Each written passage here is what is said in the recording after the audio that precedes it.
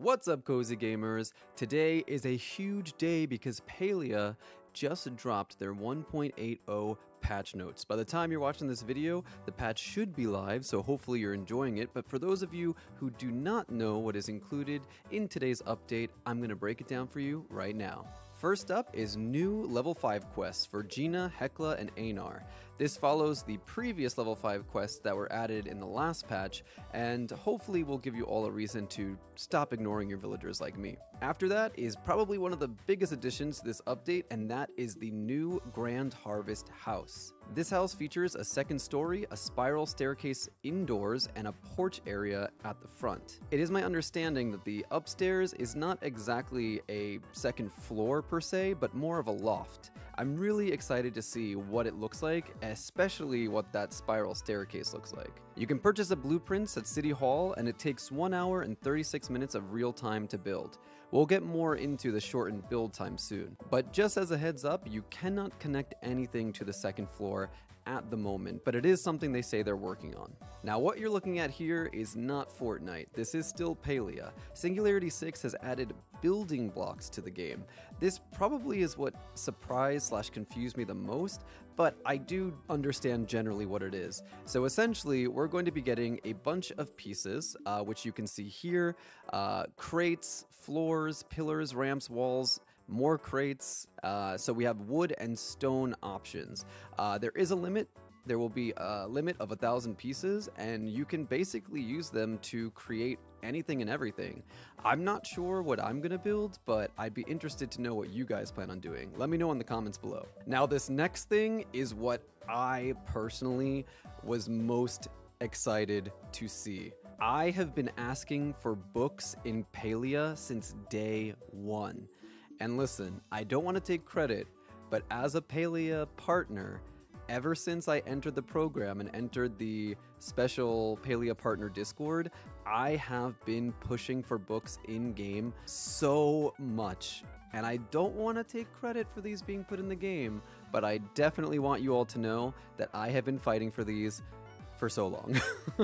You can see here that we're getting 11 different types of books, and they can be obtained from Kilima Village Library. So I don't know how much they'll be, but trust me, they're worth it, and you're probably going to want to buy a lot of them. Next up is something that was teased a while back, and that is the pavers, which is basically what Singularity 6 has decided to call their pathing. As you can see here, there are 6 different types of pathing. We have 2 stone pathing, 2 wood pathing, a brownstone pathing, and a brick pathing. You can see all the names listed here, and it says that we can obtain these recipes from Badru's crop store. Now this is my worst nightmare. It took me a very long time to get all of the Sernuk plushies. During that process, however, I talked a lot on stream about how much I would hate if they added Muujin plushies, and how I would hate it so much that I wouldn't even go for them. Will I hold to that? Probably not. I probably will go and hunt for them. Really, I'll talk a little bit more about it in a little bit, because there's another Muujin related update that will hopefully make the process less grueling, but oof, I'm pretty sure we're all going through a little PTSD with Sernuk hunting. The Muujin plushies aside, this next bit I'm actually really excited for. So just like the Sernuk, just like the Muujin plushies, now we can get plushie drops of bugs. That is really cool and something that I somehow did not expect them to do. So we will be able to find Garden Ladybug plush, Lunar Fairy Moth plush, Proudhorn Beetle plush, and Lantern Bug plush. So now you will be incentivized to hunt more and to catch bugs. Some of these bugs I think will be a bit of a pain because they don't spawn that much, but I'll see how it goes. Now, this next bit we actually saw at the very beginning, but I didn't point it out. We are getting white picket fences, which include swing fences and double gates. If you look back here at the top, you can see them clear right in the front. I love them. I do hope, however, that we eventually get a different colored one, because our houses don't quite match with white picket fences. If they were brown, or if we could make our house more white, I think it could work better. But I definitely will not be complaining too much about getting more fence options. On to the next, it seems we're getting chat bubbles added to the game. So messages typed in chat can now show up as chat bubbles above the player. So this can work for any channel, including whispers or nearby, and it can be turned off, and you can also adjust the size and opacity as well. I think that this is a good idea. I think this is really cool. A lot of the time, I tend to not look at the chat in the bottom left-hand corner, even when there are people around me. So now, if someone's talking, especially if they're talking specifically to me, I'll know. Listen, I have ADHD, so when I'm playing Palia or any other game, I am hyper-focused. I am not going to be looking at that bottom left-hand corner, okay? This next bit is what I think the community will most likely be the most excited about, and that is Hotpot being permanently added to Zeki's Night Market. So that means you can play Hotpot with friends from 6 p.m. to 3 a.m. Palian time every day. And rather than winning tickets like we did at the Maji Market, you can now win gold. Regardless of rewards, I think people are just going to be happy that this game is back in the game, because it's just a fun game. I don't care if I'm getting tickets, I don't care if I'm getting gold, it's just a fun game to play with friends. So now we have the bit of information about Muujin that I mentioned earlier. So here are the improvements and adjustments. Muujin will now carry over their health even after escaping, because if you guys didn't know, previously their health would reset to full. That means it was almost impossible to hunt down a magic Muujin by yourself.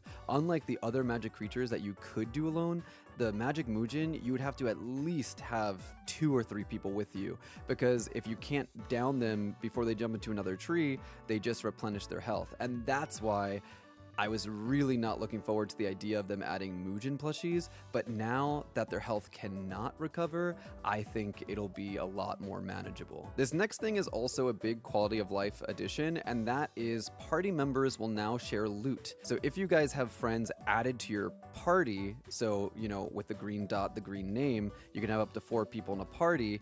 Even if the other 3 people didn't partake in the action, so let's say you kill a Sernuk by yourself and they didn't hit it, they will still get the loot as if they did hit it. And that's because they're in your party. So this applies to woodcutting, mining, insect catching, and hunting. And on top of that, all players will receive the same loot. This, I think, is also great, especially after the Sernuk plushies.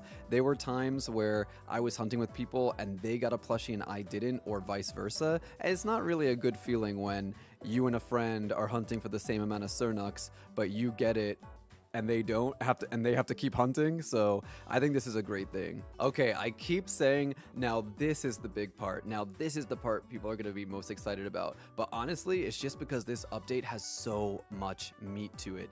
So here we have economy updates, and there are a lot.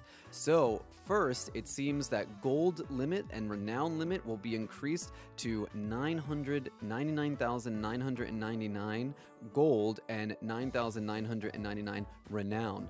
This is a huge limit increase, and a big deal too, because the gold limit is one thing that was kind of an issue, but it wasn't unmanageable. But with the renown, oh my gosh, that was such an issue, because once you hit 1,000 and once you spend your renown to upgrade your focus bar, focus gauge, you bought everything that you needed at town hall, there's nothing you could do with focus. And you can get focus from a lot of different things, from doing quests, from talking to characters, from accomplishments. One thing that I've always really hated about Palia is that when you get an achievement, you automatically receive the rewards. You don't get to choose when to accept them. So any renown you get from those, if you were already at the cap, it's gone. Granted, I don't see anywhere in these updates that they added something to use renown on. So now that we have an increase to 9,999, I'm wondering, well, what are we going to do with that? Are they going to give us more things to spend that on? We can hope that that'll come in a future update. And in addition, it seems like a few quests have had their gold and renown rewards increased. So that's good. This next one, this I'm very excited about.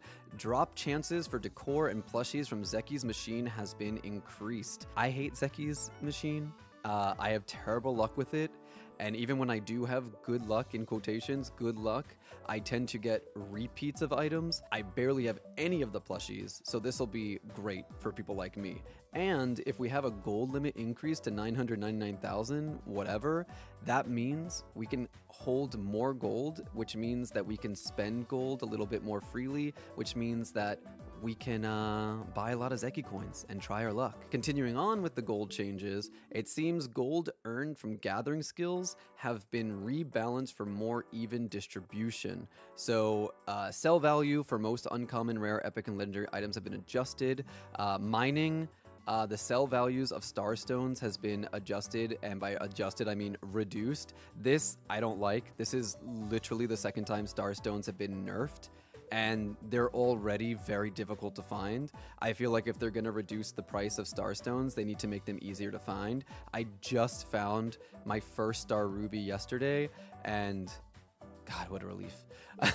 Speaking of reducing things, but this time in a positive manner, over half of all furniture decor and crafter recipes have been adjusted to cost less in terms of requirements. For example, Kilima bench, which used to take 35 sapwood planks, is only going to take 20. So overall, if you're one of those people that's crafting a lot of furniture because you're decorating and you want multiples of something, this will make it a lot easier for you. And in addition, speaking of easy, the time it takes to craft gold and silver bars has been reduced.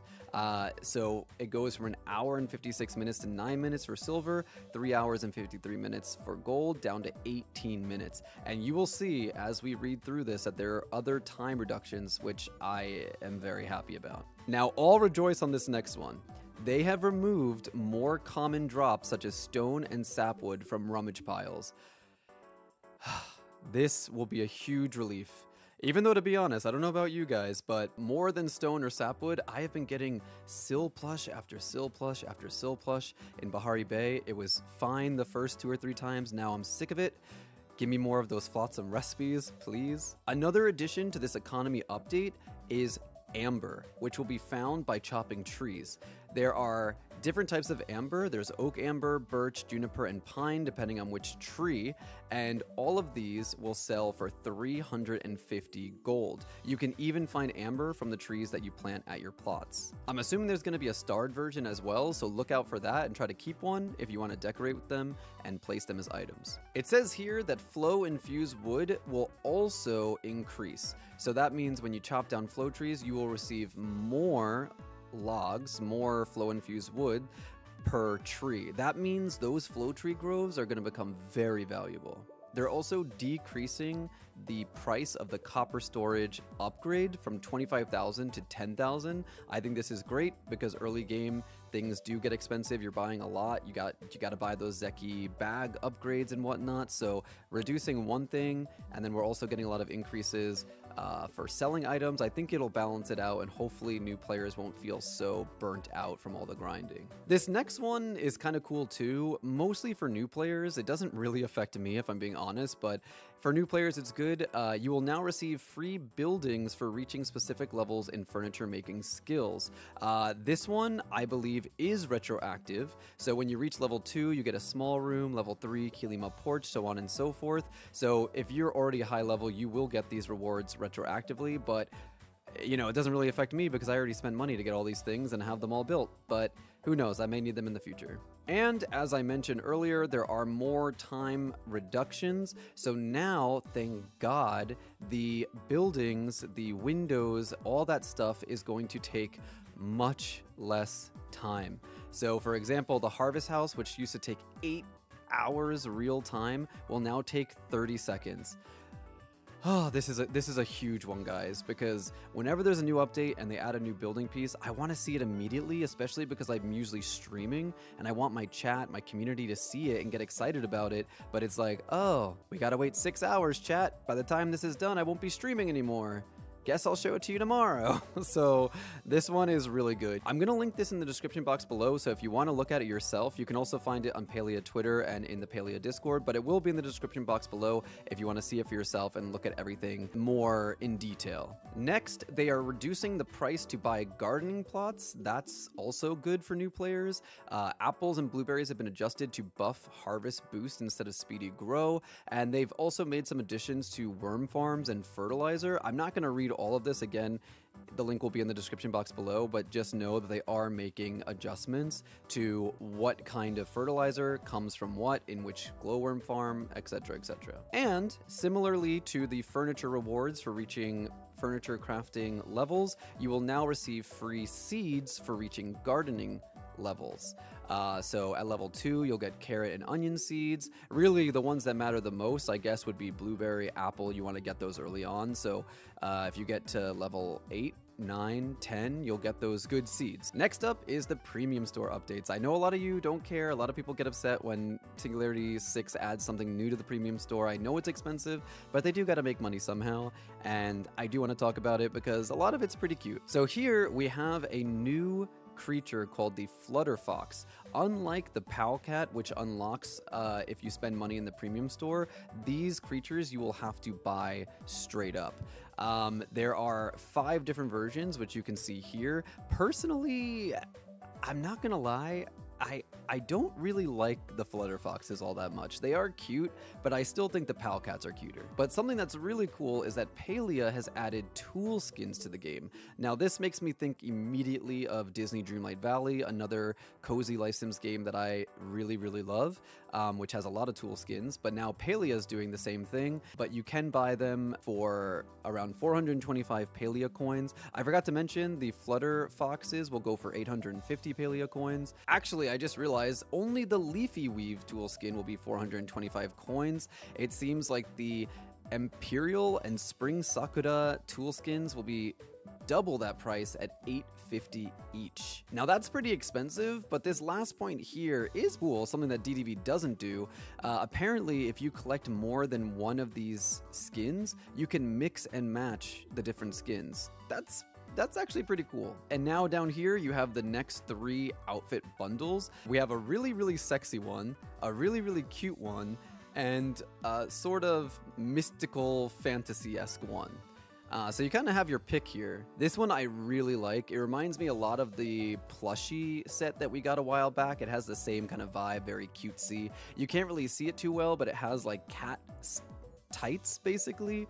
I really like this one. I probably will buy this one, I think. The Femme Fatale will be 2550, the Sakura will be 2550, and the Palcat will be 1700. In addition to those outfits, we're also getting the Flying Palcat Glider, which you can see here. It is disgustingly cute, and I say that in the best way possible. I have yet to buy any of the glider skins.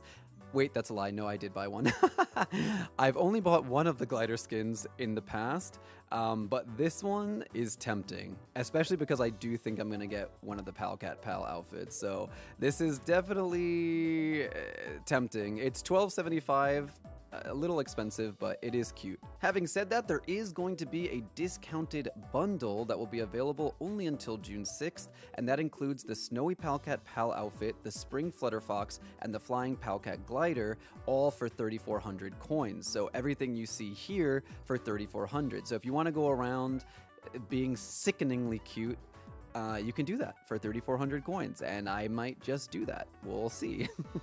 There will also be another 2 premium outfits added on June 11th. So in about 2 weeks, we'll get the Spice Supplier and the Butterflyer, which you can see here. The Butterflyer outfit is pretty cute. The Spice Supplier, I'm not sure. Without the hat, it's giving Dune vibes, honestly. So those will go for 1,700 for the Spice Supplier and 1,275 for the Butterflyer.